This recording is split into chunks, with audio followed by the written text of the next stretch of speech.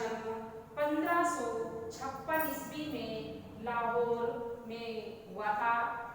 इनका पूरा नाम जो था ये अब्दुल रहीम खान खाना के नाम से जाने जाते हैं।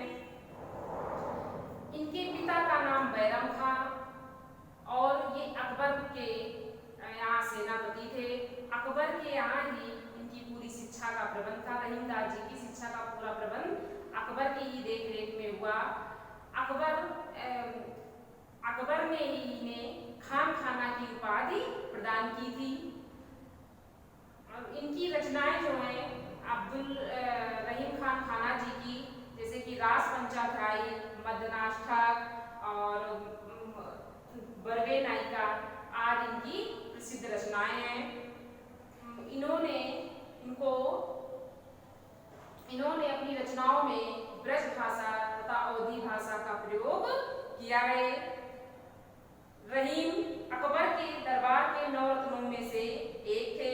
अकबर ने इन्हें बहुत सी जागीरें भी प्रदान की थी, परंतु बाद में जहांगीर जब राज्य शासक बना तो उसने इनसे जागीरें भी छीन ली और इन्हें कारागार में डाल दिया। और ये इसके बाद ये कारागार से जब बाहर निकले तो ये चित्रकूट आ गए और वहीं पे इनकी 1627 ईस्वी में इनकी मृत्यु हो गई। इन्होंने अपनी रचनाओं में मुक्तक शैली का प्रयोग किया है। अब मैं आप लोगों को इनके कुछ दोहे पढ़ा रही हूँ जो आप लोग ध्यान से पढ़ें।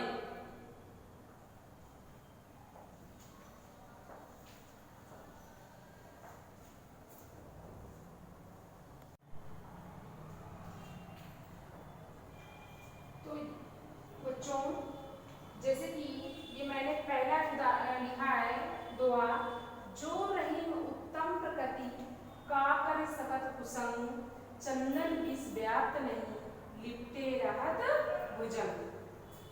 तो रहीमदास जी कहते हैं कि जो लोग अच्छे स्वभाव के होते हैं, उत्तम यानी कि उत्तम चरित्र के होते हैं, अच्छे स्वभाव के लोग होते हैं, उनका बुरी संगति कुछ भी उनका नहीं कर पाती है।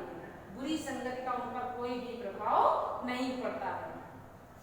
उसी प्रकार से जिस प्रकार से चंदन के वृक्ष पर, चंदन का वृक्ष कितना शीतल होता है और उस वृक्ष पर सर्प लिपटे रहते हैं, परंतु सर्पों के विष का चंदन के वृक्ष पर कोई भी फर्क नहीं पड़ता है। तो रहीमदास इसीलिए ये बता रहे हैं कि जो उत्तम चरित्र के यानी दृढ़ चरित्र के लोग होते हैं उन पर बुरी संगत का तनिक भी प्रभाव नहीं पड़ता है। उसी प्रकार से जिस प्रकार से चंदन के वृक्ष पर सैकड़ों सर्प तो लिपटे रहते हैं, परंतु वह सर्प चंदन के वृक्ष पर अपना प्रभाव नहीं डाल पाते हैं। आ गया ना आप लोगों को समझ में कि अगर हम अच्छे चरित्र के हैं तो हमारे अंदर बुराई प्रवेश नहीं कर सकती है। तो रहीमदास जी के जो दोहे हैं बहुत ही हमारे मतलब जीवन के लिए उपयोगी हैं। तो तभी रहीमदास जी ने बताया है कि जो व्यक्ति अच्छे चरित्र के होते हैं उनका बुरी संगति कुछ भी नहीं बिगाड़ पाती है। उसी प्रकार से जिस प्रकार से कि चंदन के वृक्ष पर सर्प तो लिपटे रहते हैं, परंतु उस वृक्ष का सर्पों का कोई भी प्रभाव नहीं पड़ता है। दूसरा है रहीमन प्रीत सराइये मिले होत रंग दून, ज्यों जर्दी हरदी तजे सफेदी चून। रहीमदास जी कहते हैं कि हमें ऐसे प्रेम की सराहना करनी चाहिए। रहीमदास जी कहते हैं हमें ऐसे प्रेम की सराहना करनी चाहिए जो दोनों प्रेमियों का प्रेम मिल करके एक हो जाए। हमें कैसे प्रेम की कि दोनों प्रेमियों का प्रेम मिल करके एक हो जाए, ऐसे ही हमें प्रेम की सराहना करनी चाहिए, बड़ाई करनी चाहिए। उसी प्रकार से जिस प्रकार से हल्दी और चूना को जब हम आपस में मिला देते हैं कौन सा रंग बन जाता है? लाल रंग बन जाता है। तो रहीमदास जी ने इसीलिए बताया है कि हमें मतलब ऐसे प्रेम की सराहना करनी चाहिए जिसमें दोनों प्रेमियों का प्रेम मिलकर के एक हो जाए। उसी प्रकार से जिस प्रकार से हल्दी और चूना को मिलाने से एक लाल रंग बन के तैयार हो जाता है ना, उसमें ये समझ में आता है कि कहाँ चूना है कहाँ हल्दी है, दोनों मिल करके एक रंग में परिवर्तित हो जाते हैं। आ गया ना समझ में आप लोगों को? तीसरा है दुआ, टूटी सुजन मनाइए जो टूटे 100 बार, रहीमन फिर कोइए टूटे मुक्ता हार। टूटना माने बिखर जाना, सुजन माने सज्जन। रहीमदास जी ये कहते हैं कि अगर आपसे सज्जन व्यक्ति कोई भला आपसे अगर रूठ जाता है तो उसे जरूरत पड़े नहीं। अगर कोई भी व्यक्ति आपसे रूठ जाए तो उसे 100 बार यदि मनाना पड़े, उसे 100 बार मनाना चाहिए।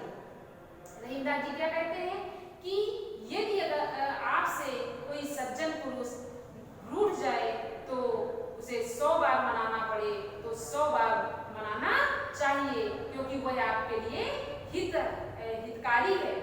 उसी प्रकार से जिस प्रकार से कि अगर आपकी कोई बहुत प्रिय माला होती है और टूट जाती है तो उसे आप बार बार पिरो करके उसको धारण करते हैं। तो रहीमदास जी ने क्या कहा, कितना अच्छा उदाहरण मतलब हमारे जीवन के लिए भी दिया है कि टूटी सुजन मनाइए जो टूटे 100 बार, रहीमन फिर कोइए टूटे मुक्ता हार। कि हमें सज्जन व्यक्ति अगर हमसे रूठ जाए तो मुझे उसे 100 बार अगर मनाना पड़े तो मना लेना चाहिए, क्योंकि वो हमारे जीवन के लिए बड़ा ही हितकारी है। उसी प्रकार से जिस प्रकार से हमारी कोई प्रिय माला अगर हमसे टूट जाती है तो हम उसे बार बार पिरो करके धारण करते हैं। धारण हम अपने गले में करते हैं।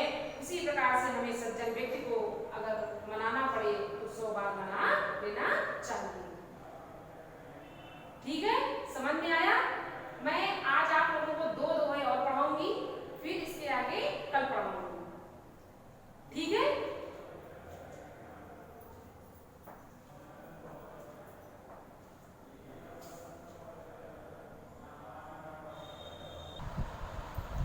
तो बच्चों, अभी मैंने आप लोगों को ये बताया ना कि सज्जन व्यक्ति को बार बार मना लेना चाहिए अगर अवसर पड़े तो उसी प्रकार से आगे है अगला दोहा, रहीमन नसुआ नयन भरी जी दुख पकड़ करई, जाहि निकालो बेटे कसना भेद कही दे।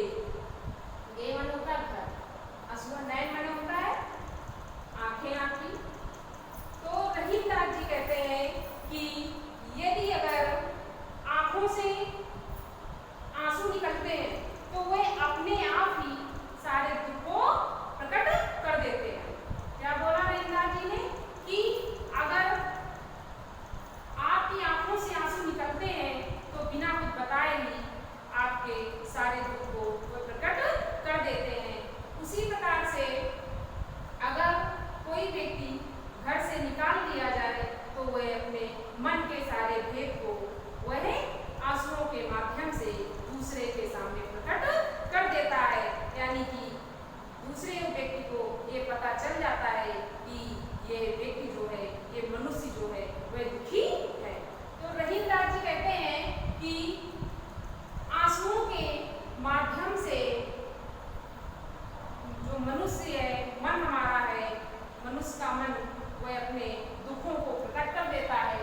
उसी प्रकार से यदि अगर हम किसी को घर से निकाल देते हैं तो वह अपने आंसुओं के माध्यम से अपने दुख को प्रकट कर देता है।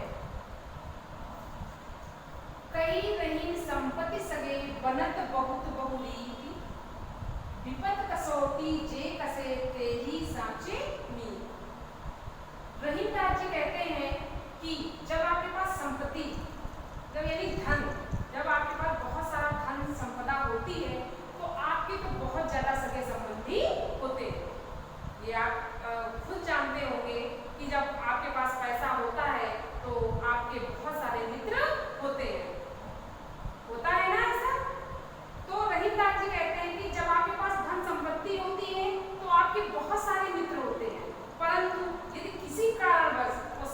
प्रकृति नष्ट हो जाती है तो आपका साथ देने वाला कोई भी नहीं रहता है। परंतु यदि विपद कसौटी यानी जब आपका समय खराब है, उस समय आपका जो जिसने साथ दिया है वही आप